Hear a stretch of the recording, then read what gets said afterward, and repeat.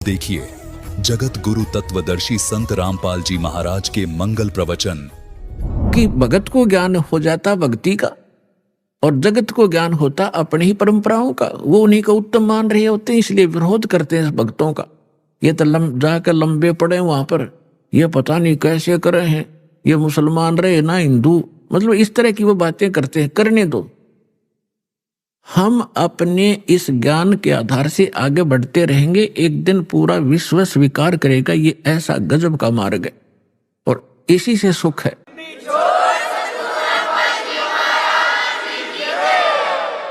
पुण्यात्माओं, ये भक्ति युग आ गया। अभी तक हमने बतेरी बकवाद कर ली। एक बार दास गोवा के अंदर गया हुआ था। गोवा एक स्टेट है समुद्र के किनारे। वहां दूसरे देश को हम विकसित देश मानते हैं, इस इंग्लैंड, इटली और अमेरिका के। वहां समुद्र के किनारे एक एक लंगोट में स्त्री और पुरुष वहां लेट रहे रेते में। और हम वहां सत्संग किया था हमने गोवा में, और हम चले गए घूमने के लिए। तो उनको देख रहे और वो भी अच्छे ना लगे, तो वहां बता रहे थे कि ये क्या कहते हैं, क्यों हो, हमें यहां आकर शांति मिलती है। और ये बड़े वहां सेठ हैं, बड़ी बड़ी कोठियां हैं, इनकी कार है बड़ी बड़ी। कलम देखो इनकी शांति। तय उस रेत में तो कोठी शर्मा मारोगे जहां अशांति है, क्या करोगे और कट्ठी और कारों की। आग अंगारे इकट्ठे कर रहे हैं और उसको विकास मानते हैं और उसको अपना बड़ी महिमा मानते हैं, और शांति मिल रही तुम्हें। तो आज से 50 वर्ष पीछे झांको, आपके दादे परदादे कैसे रहा करते थे। उस रेत में रहा करते थे, झोंपड़ियों में रहा करते थे, और कितना शांत जीवन जीते थे, कितना उनके चेहरे पर शांति और कितनी खुशी रहती थी। अंत में आपने उड़े टेकना पड़ेगा। यू तो एक बबुड़िया सा उठ रहा थोड़े दिन का, और 2 वर्ष वर्षा ना हो, ये विज्ञान धरी की दराई रह जाएगी। ये कंप्यूटर पड़े पड़े जरेंगे सारे, और ये जहाज है, इनमें कोई बैठनिया नहीं पाएगा। भगवान को प्रसन्न करना पड़ेगा इस संसार के अंदर। कुछ दिन सुख से जीना चाहते हो और परमात्मा प्रसन्न हो गए, सारे ठाठ कर दे, समय पर वर्षा होने लग जाएगी, सब दुख दूर हो जाएंगे, प्राकृतिक आपदाएं टल जाएंगी, भक्ति करेंगे। ये भक्ति युग है और भगत के लिए बकवाद नहीं चलेंगी। बकवाद करके भक्ति नहीं हो सकती। तो इन सब बकवादों को त्यागना होगा और भक्ति की राह पर हमने लगना होगा, तभी हम मोक्ष प्राप्त करेंगे। नहीं तो बहुत बुरा भयंकर समय आ जाएगा आने वाले समय। अब हम आते हैं अपने प्रसंग पे कि नीरू नीमा 62 वर्ष के हो गए थे, संतान नहीं थी। अब समाज की दृष्टि से तो बहुत मनहूस थे, लेकिन अध्यात्म मार्ग से वो 1 नंबर की आत्मा थी। उसका प्रमाण भी आपके समक्ष है। जिनकी गोदी में भगवान खेले हैं, वो समर्थ शक्ति जिनको भटक रहे हैं, हम खोजने के लिए जंगलों में बैठ के शरीर खत्म कर दिया हमने तपा तपा करके, लेकिन रास्ता ठीक ना होने से वो कहते ना, गणते जांडी काटने का आड़ी तरीका था ही हमारा। गण से जांडी कटा नहीं करती हो, तो वही आरी चाहिए या तीखी को आड़ी चाहिए जिससे जांडी कटे। तो हम लकड़ी के गणते जांडी काटा थे, यानी वह विधि परमात्मा पाने की ठीक नहीं थी, और उसके लिए हम भटक रहे थे। और वो परमात्मा उनको मिला जिनको संसार मनहूस कहा करता था। अब समय जैसे तैसे वो व्यतीत कर लेते हैं, स्वयं तो जिनका संतान नहीं, लेकिन ये संसारिक व्यक्ति अपनी सोच से जब भी उनसे मिलते हैं कोई ना कोई इंजेक्शन लगा ही देते हैं कि एक संतान तो चाहिए थी, एक बालक तो चाहिए था घर में। तो कुछ भूल पड़े तो काल पड़न देता ना, किसी न किसी को भेज के उनका इंजेक्शन लगा दे। उस दिन भी, उससे पहले दिन उस नीमा का कोई रिलेटिव, कोई बहन आई थी, और उसने भी सारी रात यह चर्चा रखी, हे भगवान देखिए, बलका बिना तो घर सुना सुना लग गए है, बच्चों बिना बता के जीवन है। अब उस माई का फिर वो इंजेक्शन लागी, वह चली गई, सारी रात रोई। सुबह वो क्या करते थे, नीरू और नीमा का गंगा में स्नान कराना बंद कर दिया था, क्योंकि मुसलमानों को हिंदू गंगा में, गंगा घाट पर पड़ने नहीं देते थे। तो वो वहां स्नान ना करके लहर तारा तालाब में उसी गंगा के जल में प्रतिदिन स्नान करने जाया करते थे। उस दिन भी वो जा रहे थे। नीमा रो रही थी क्योंकि इंजेक्शन ताजे ताजे लगे थे, और रो रही बुरी तरह आंसू डाल रही थी कि हे भगवान शंकर, आपके घर में क्या बच्चों की कमी होगी भगवान, अपनी दासी को एक खिलौना दे देते, जग में मेरा भी गुजारा हो जाता, मुंह ऊपर न उठा कर मैं भी चल सकती। यूं कह के बहुत बुरी तरह रो रही थी। नीरू ने कहा, नीमा, यदि हमारे भाग्य में होता तो भगवान पहले ही दे देता। आप रो मत, रो रो के आंखें और खराब कर लेगी, बुढ़ापे में कोई हाथ पकड़ने वाला नहीं है, और आंखें तेरी रो रो कर नष्ट हो जाएंगी। तो मेरी बात मान, तो रो मत, सब्र कर। तो जैसे तैसे वो अपने बतलाते हुए नहर तारा तालाब पर पहुंच गए। अष्टानंद वहां से जा चुका था। पहले नीमा ने स्नान किया, स्नान करके उस तालाब से बाहर आ गई। फिर नीरू स्नान करने के लिए प्रवेश किया, नीरू ने। अब नीमा ने फिर जो वस्त्र बांध कर वो स्नान किया था, उसको धोने के लिए पुनः किनारे पर गई। पति नहा रहा था। से जून का महीना, गर्मी का मौसम था। तो नीमा ने क्या देखा कि एक कमल के फूल पर कोई वस्तु हिल रही है, पैर हिला रही। परमात्मा बालक शिशु रूप धारण करके और कमल के फूल पर विराजमान हुए, और एक पैर को हिला रहे थे, एक पैर को हाथ में पकड़े हुए थे। नीमा ने सोचा, आइडिया सा लगाया कि कहीं सर्प ना हो। फिर ध्यान से देखा कि सर्प नहीं, ये तो बालक है।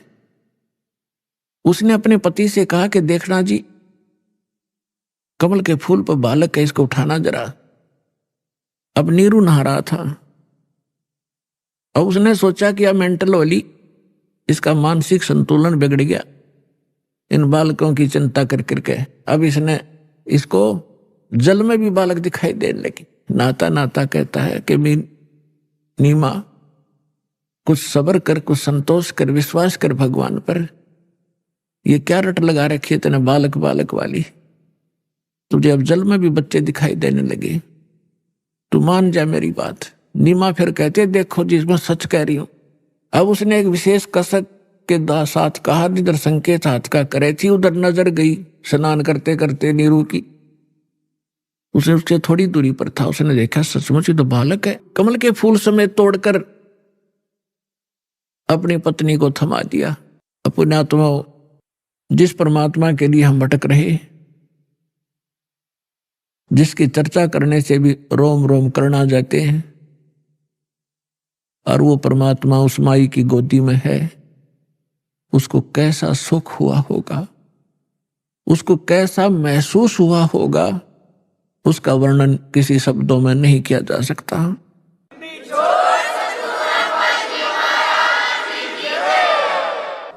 अब आपको आदरणीय गरीबदास साहिब जी के द्वारा परमात्मा की महिमा की वाणी जो प्रकट हुई थी 12वें पंथ में, उसके आधार से आपको सुनाएंगे।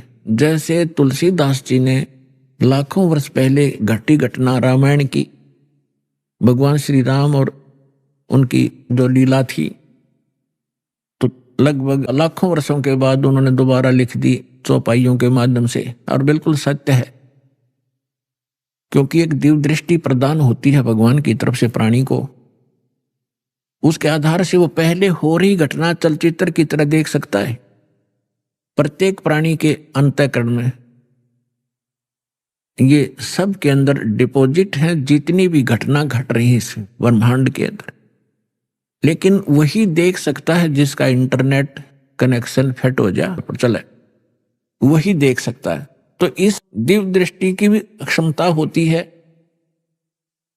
जैसे एक दूरदर्शी होती है 1 किलोमीटर तक देख सकती है, और एक दूरदर्शी होती है ऊपर के ग्रहों तक को देख लेती है।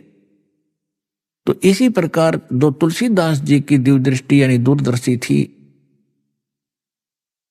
दूरबीन थी वो थोड़ी क्षमता की थी। आदरणीय गरीबदास साहिब जी को परमात्मा पूर्ण ब्रह्म मिले थे, उनको जो दिव्यदृष्टि दी थी वो फुल रेंज की थी। उसने बहुत आगे और पहले की और भविष्य की सब जानकारी गरीबदास साहिब जी ने दी। और 600 वर्ष पहले परमात्मा जो आए थे, जो जो उनकी वार्ता हुई थी, वो अपनी लैंग्वेज में यथार्थ घटना चित्रार्थ की वो सुनिएगा। 84 बंधन कटे कीनी कल्प कबीरे, भवन चतुर्दश लोक सब ये टूटे जम जंजीरे, अनंत कोट ब्रह्मांड में बंदी छोड़ कहाए, सो तो एक कबीरे हैं जननी जने नवाए।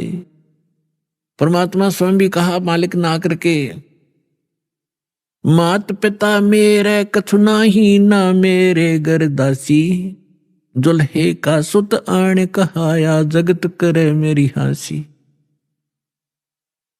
ना मेरा जन्म न गर्भ बसेरा, मन बालक बन दिखलाया, काशी नगर जल कमल के ऊपर, तहां जुलाहे न पाया।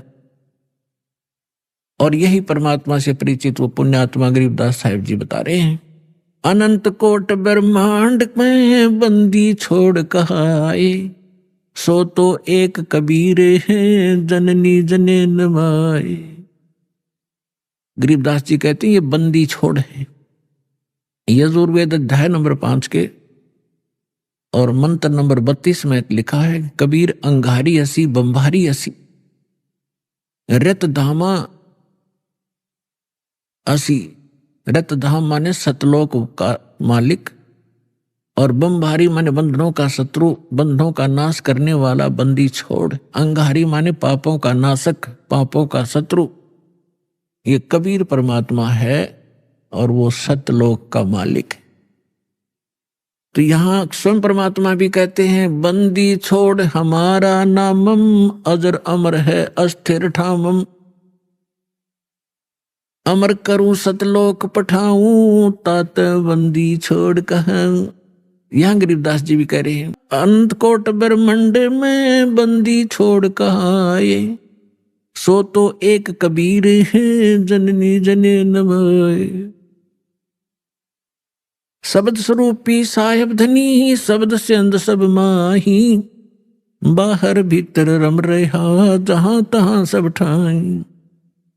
जल थल पृथ्वी गगन में, बाहर भीतर एक, पूर्ण ब्रह्म कबीर हैं ये अवगत पुरुष अलेख।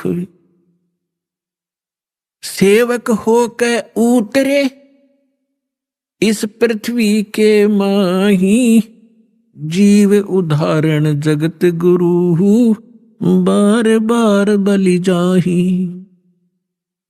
अब वो महापुरुष गरीबदास साहिब जी जिनको भगवान मिले थे, सचखंड लेकर गए थे, फिर वापस छोड़ा था।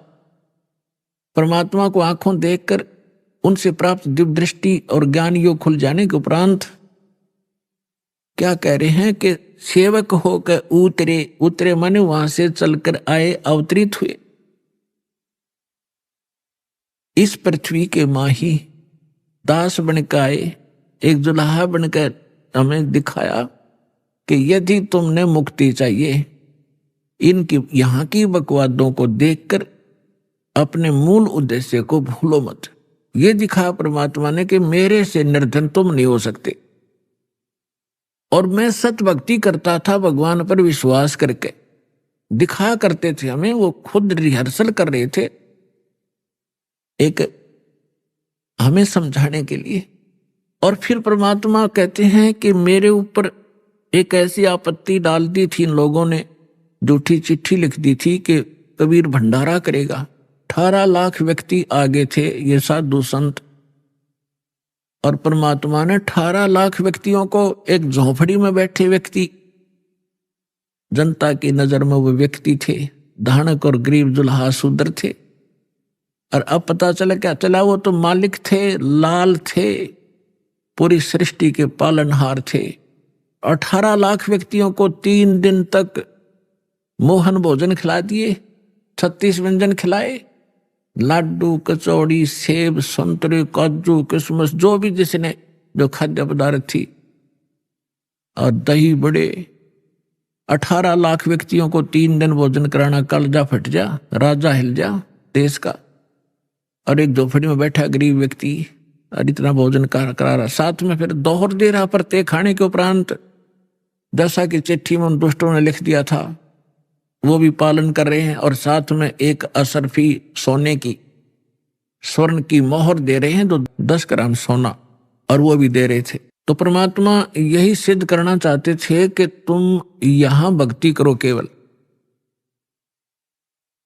और फिर मैं देखूंगा तुम्हारे सारे व्यवसाय को। देखो, माता पिता को बच्चों की सब चिंता रहती है कि अब इसको किस चीज की आवश्यकता है। गर्मी आती है तो गर्मियों के कपड़े, सर्दी आती है तो सर्दियों के कपड़े, समय पर भोजन व्यवस्था सारा कुछ करते हैं। तो आप उसके बालक बन गए इस दीक्षा के लेने के बाद। आपका पुनर्जन्म हुआ है इसी जीवन में। जिस दिन सतगुरु भेंटिया ता दिन लेखे जान, बाकी समय गंवा दिया बिना गुरु के ज्ञान। जब तक गुरु से उपदेश नहीं मिलते तब तक आपका जीवन, मनुष्य शरीर होते हुए मनुष्य का जीवन नहीं जी रहे थे। हम तो अन्य पशु पक्षियों जैसे ही क्रियाओं में व्यस्त थे। और जिस दिन से सतगुरु मिलते हैं हमारी सब क्रियाओं में परिवर्तन होता है, हमारा आध्यात्मिक जन्म होता है। तो आप उस परमात्मा के वचन के पुत्र हो गए हो, पुत्री हो गई हो। अब उसको चिंता रहेगी अगर आप विश्वास के साथ मर्यादा में रहकर परमात्मा की भक्ति करते रहोगे। कबीर साहब कहते हैं, कल्पे कारण कौन है, तू कर सेवा निकाम, और मन इच्छा फल दूंगा जब पड़े मेरे ते काम। जब मेरे सतर का काम होगा ना, जब देखना मेरे रंग। अपने आत्मा कितना धनी या कितना उच्च पोस्ट प्राप्त प्राणी हो, चाहे प्रधानमंत्री हो, उसका लड़का जा रहा है कि कार में एक्सीडेंट में मर गया, तो वो समर्थता के काम आई उसकी। और भगवान के साथ प्रधानमंत्री भी भगवान की भक्ति कर रहा होता और बेटा भी कर रहा होता, तो वहां धनी का काम था वहां पर बचाने का। जीव नहीं बचा सकता चाहे कितना महिमावान हो। तो यहां कहते हैं, कल्पे कारण कौन है, क्यों चिंतित रहता है तू। कर सेवा निकाम, निष्काम भाव से भक्ति कर मेरी, और मन इच्छा फल दूंगा जब पड़े मेरे ते काम। तो परमात्मा पर विश्वास करके भक्ति करो।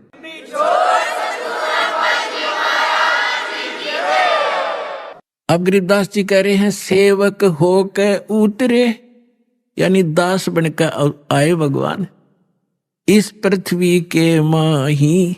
उद्देश्य क्या लेकर आए, जीव उदाहरण जगत गुरु, बार बार बलि जाऊं मैं।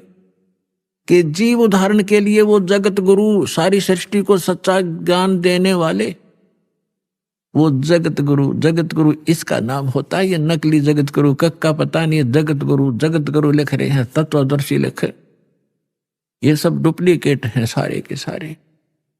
अज्ञानी प्राणी हैं जिनको कह भी पता नहीं अध्यात्म मार्ग का। उन आत्माओं, देखो परमात्मा की दया बिना सच्चाई ना तो कही जा सकती और ना स्वीकार हो सकती। अब दास ने लगभग 10 वर्ष हो गए टीवी चैनल पे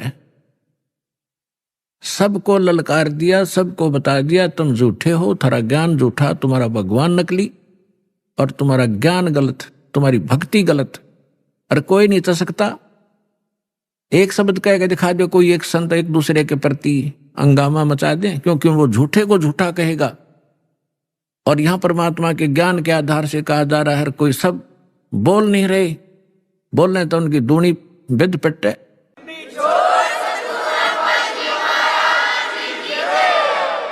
तो ये परमात्मा की दया है बच्चों, आप तक यो ज्ञान पहुंच पाया। ये दास जाने या भगवान जाने या मेरे साथ उस समय से लग रहे ये आपके भाई बहन, ये संघर्ष किससे वो परिचित हैं, कैसे संघर्ष करके आप तक इस सत्र में पहुंचे। जेल तक भेज दिया झूठे केस बना के नकली लोगों ने।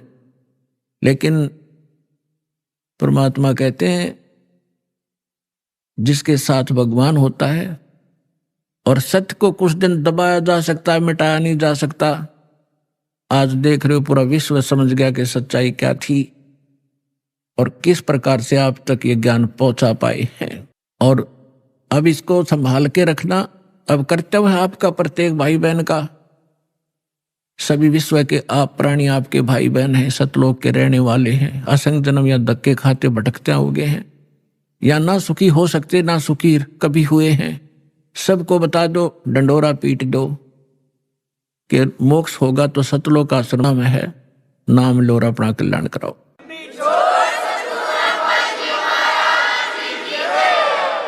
सदता रह पिंड अपना, साधु तारे खंडे, उसको सतगुरु जानियो, जो तार देवे ब्रह्मंडे।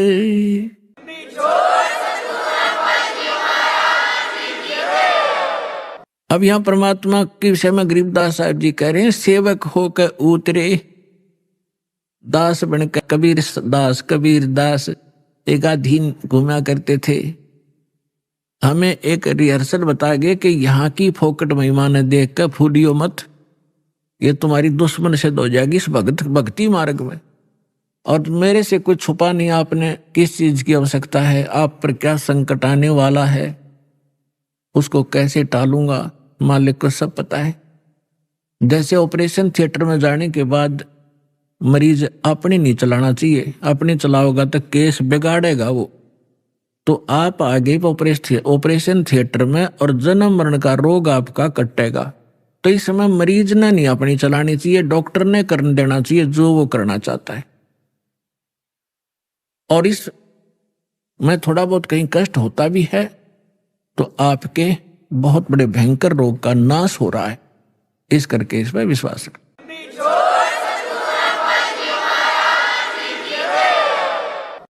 काशीपुरी कष्ट किया उतरे अधर अधारे, अधर अधार ऊपर से न्यू के न्यू आए।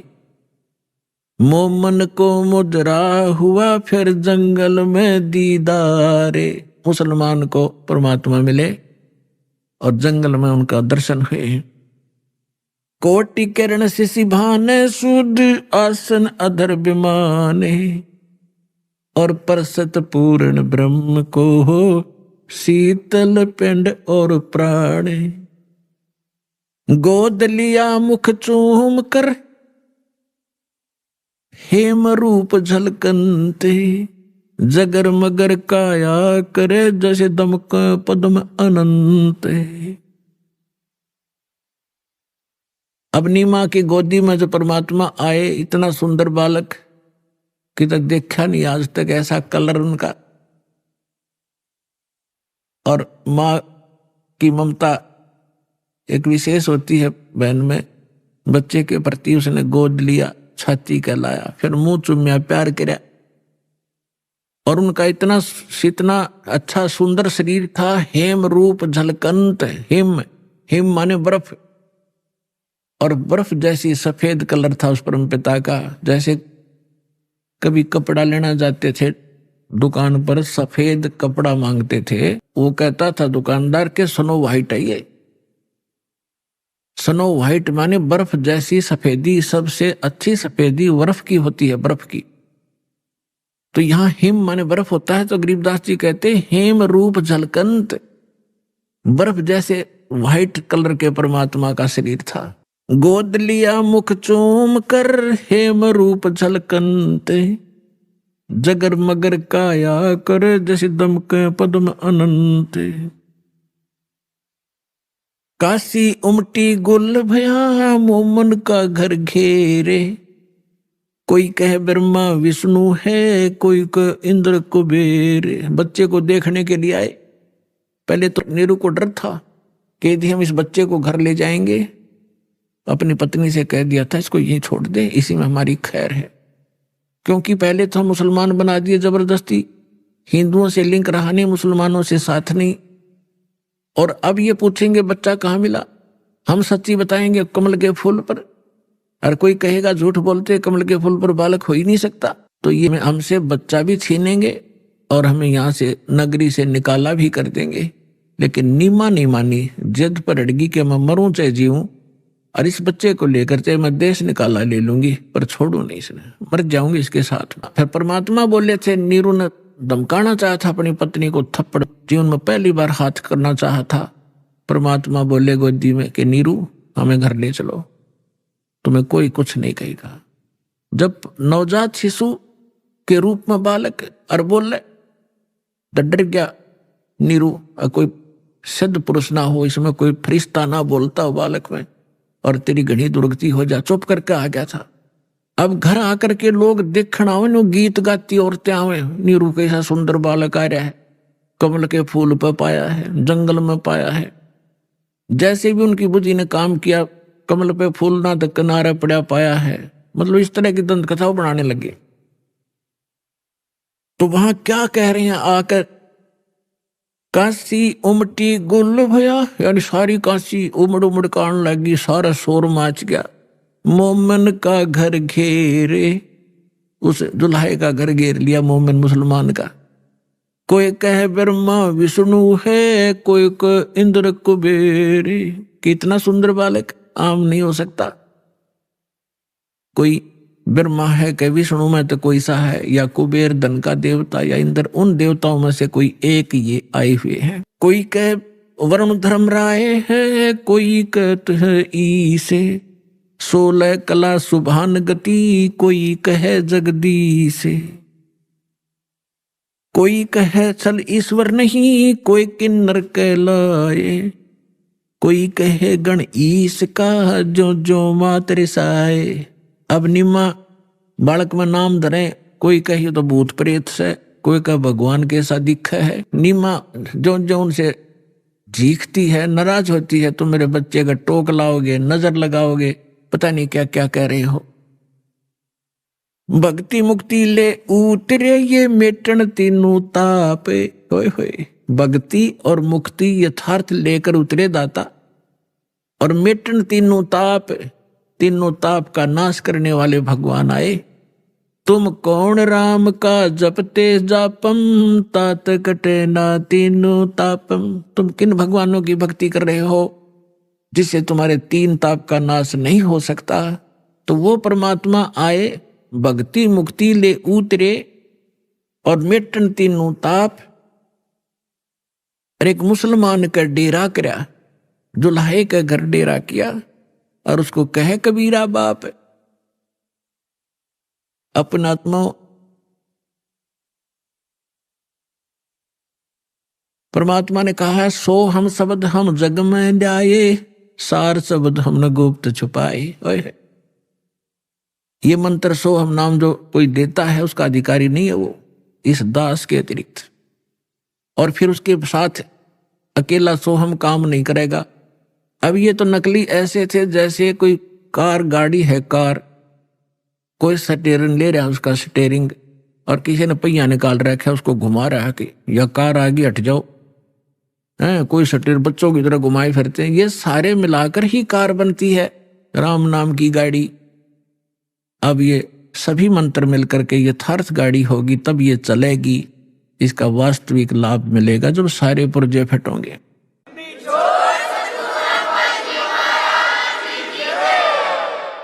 दूध न पीवे न अन्न भखे, न पलने झूलनते, अदर अमान ध्यान में कमल कला फूलनते।